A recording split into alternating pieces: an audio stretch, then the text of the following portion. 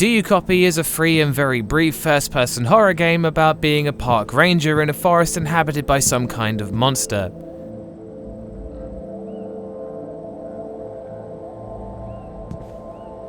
Atmosphere. The atmosphere is creepy and most of the game is spent feeling like you're being watched. There's an impending sense of dread that builds as you answer the radio, trying to help someone lost in the woods who claims they're being chased by something. But when you aren't answering the radio, playing with the floodlights, or checking the map, there's kind of nothing. You just walk around a small room and wait for something else to happen. It's a short game, but these moments sometimes drag. Other than that though, it's pretty good. 1 Harry Mason. Hello? Hello? Is anyone there?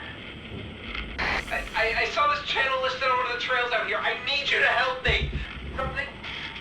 I'm lost and something is chasing me. Please, you have to help me. Scares. There's 2 scares in the whole game and it'll be a spoiler to ruin them, but most people will be able to see them coming. Of course you're going to engage with the monster at some point, and when you do it's a little bit of a letdown as the animation is practically static, but the other one is more interesting and catches the player by surprise if they happen to notice it. I played through the game twice and missed it the first time. It really feels as though they could have done better with all the multiple choices the game sets up and have scares be consequences for failure or something. That's still 1 Harry Mason. Sound design. There's some unnerving music that plays under key moments and some nature loops to provide ambiance. The sound effects, especially for the monster's scream, is a bit overly distorted and artificial sounding, but it's effective nonetheless. There's 2 voice actors in the game and it feels like a budget constraint when they make up excuse for the monster being able to speak and having the same voice as the hiker. The voice acting isn't bad, but it sometimes feels a bit cheesy during the evil voice lines. Besides this, it's perfectly fine. That's 2 Harry Masons.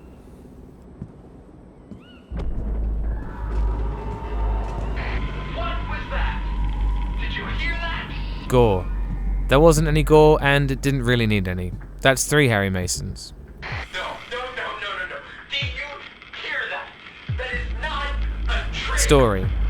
The game just starts with a brief interaction with the park ranger from another tower saying that he's signed off for the night, and then the game lets you browse the tower and see all the newspaper clippings and missing persons reports. Some of these are pretty cheesy, but it sets the player up for what to expect in the upcoming minutes.